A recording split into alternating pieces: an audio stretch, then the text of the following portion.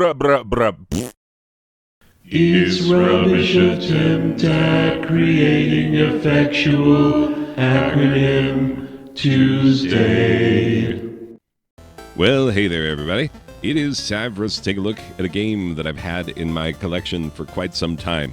Back in the day when my children were like, hey, let's get Steam accounts, and I had to get my account back from the Russians, one of the first games that I bought for everybody in my family was this one. It's called Out There Somewhere. And yeah, I remember liking it, but then I hadn't played it for some time. And so it was fun and interesting to pick it back up. So let's get into it. Somewhere Out There starts off strong, by not knowing what it's going to be. Because everything that you encounter early in the game is not an indication of what the game actually is. Because, you got pixel art cutscenes, and then you've got some horizontal schmupping, which, okay, cool. But that schmupping turns increasingly bullet hellish because you are supposed to lose, which that is one of my least favorite video game tropes, especially early in a game, where it's like, guess what? You're going to lose. You're going to die. Like, I don't want to die this early. I don't want to take too much damage early, but you need to take too much damage because then you need to crash on the planet and then realize that, okay, I've got to explore the planet to find the parts that I need to repair my spaceship to get back to, apparently, and I don't know how the game ends, but if it goes back into space and does more horizontal schmupping, then that's just ridiculous. Because, the game is not a horizontal schmuppy shmup. It's not. It is a physics-based puzzler platformer. Think of it as a 2D Portal, and you're like 85% of the way there, pretty much. So, yeah. By the time this game got around to being the physics puzzler that it actually is, I didn't know if I still wanted to give it a chance, because I was a little annoyed by the trick, and the whole, oh, you have to die early. And it's like, but dying is an unpleasant thing for gamers. Why would you put them in a Kobayashi Maru right off the bat? Why? Why would that be a thing? Anyway, I don't like it. Makes me want to use cheat codes like Captain Kirk and be like, Kobayashi Maru, well, how about nuh-uh? It just, honestly, that's how I feel. But yes, it is a physics puzzle platformer, and it is absolutely impossible to not at some point be like, well, it's kind of 2D Portal. But it's also not 2D Portal, because it's not. In Portal, you shoot the portal gun, and then you have to make jumps and manipulate objects, and it's the whole thing, right? And also, you're putting down starting points and end points because now you're thinking with portals. This is a slightly different animal because it is a teleportation gun, which causes you to teleport to the spot right where your shot hits solid matter. Now, granted, it matters what kind of matter that you're shooting at. Heyo, that's two different usages of the word matter. The double word bonus. For me, yes, indeed. Put it up on the screen. Double word bonus. Anyway, that's right. I'm scoring points in a game that I'm the only one playing, and none of you really care about. So, good. Winning is what's important. Anyway, so, yeah, you teleport to the exact spot where your shot hits a barrier of some sort. Now, granted, there are some barriers that you will not teleport to. There are red blocking fields where, force fields where you cannot pass, and your shot will not teleport you there. Although the blue ones, you will teleport to that spot. And there's just a whole bunch of game mechanics that get added in terms of where and how momentum is preserved, because that's very important. Because the momentum makes a huge difference. And so it becomes a thing where, falling momentum, jumping momentum, preserving those things in order to get to the spot that you need to get to in the level so that you can clear it out. Because each, basically, very much like another game that must be brought up, Celeste, right? Very much like Celeste, you have to your each screen is a puzzle to be solved, and you have to figure out what is going to be the best way to get you from point A, the entrance of the level, to point B, the exit. So every single screen is its own independent room that you have to solve for. And then there are baddies that you come across, and there are helpful aliens who are going to help you find your way to get the parts that you need in order to fix the ship so that you can apparently go back into space and do more side-scrolling shooting, maybe? I don't know. I hope not. I really hope not. I did not make it that far in the game. I made it reasonably far, for having not played it for a minute. So it is a whole thing. So yes, there are comparisons that need to be made. It is somewhere between Portal and Celeste, if that gives you a bearing of the game.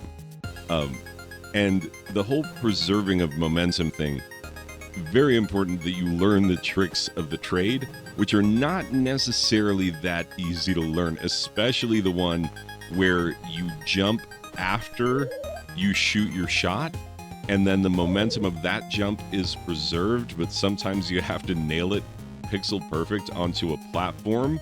Ooh, triple word score. Pixel perfect platform. That's right. We are racking up points alliteratively. So you have to do these super tight jumps, and you have to do it before you've teleported to the place where the jump is going to matter. So the thinking with portals portion of this game is a different kind of algebra than the thinking with portals in Portal. Some of the things translate, many of them don't. And so if you get too caught up with the oh, it's a portal gun. No, it is not. It's not going to do the same thing, and you're going to have to think about the puzzles in a different way, which is good. It's not just a copycat. It's not just, let's take an idea that already exists and then do it in pixel art in a much simpler way, and then it'll be a thing. Nope. They came up with their own complexity, and the level design is good enough that that complexity is engaging and it keeps you going.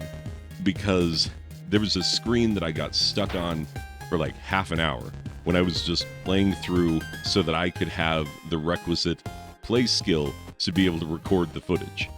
Because, yes, I do practice a lot of the time. And so anytime I'm really bad at a game, I have practiced. So that's fun to know.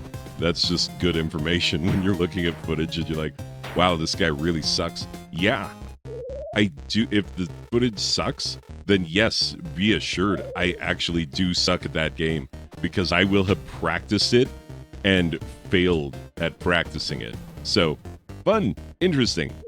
The puzzling in this game gets pretty tricky the farther you go along. And one of the things that really stuck with me is when I got stuck on a level for almost half an hour.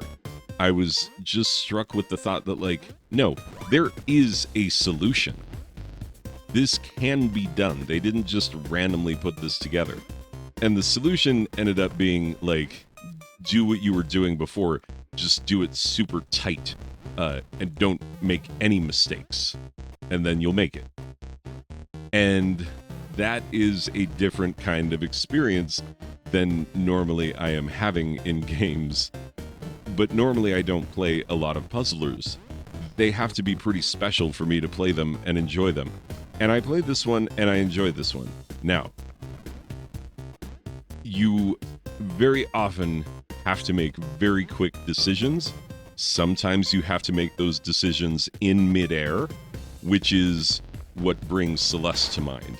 Because you not only have to make these super tight jumps, you have to land on a specific side of a block, and you have to, fall to the right side or the left side so that you can grab a ledge, or so that you can make the next shot over to a different spot where you're supposed to be. It's a whole thing.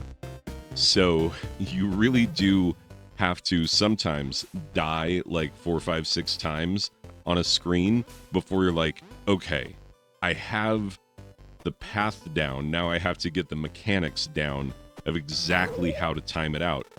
And the great thing is, there's no penalty for death. Every screen is its own level, essentially. And if you die, you just start back over. And so the stakes for dying are really low, which is good because you will die a lot. Now, here's the thing that really gets me is that this game is not as good as Portal, and it's not as good as Celeste. Even though those comparisons have to be made, there are some things in this game that make it less than it could be. It has a story, and, honestly, I didn't know that I needed stories in games like this until Celeste came along and was like, guess what? You can have a really awesome, touching, interesting story and also have it be a precision platformer and physics-based puzzler. And then it was like, okay, well, I guess that's the thing. I guess there's no excuse, regardless of the type of game. You can have an engrossing story. Does this have an engrossing story? Not really, because you start off chasing a big boss that you don't even know, and then it turns out you're part of some intergalactic police force or some other. You don't even know that much about yourself as a character before you're crash landing on the planet, and then it's a completely different game. And so everything that preceded that is not necessarily very important. At least it doesn't feel important. So the story isn't very engrossing, and the music is pleasant but ultimately forgettable. There was one song that my daughter was like, I know this song. And so what that means is that it is prepackaged music. The music was not made specifically for the game, which I get it.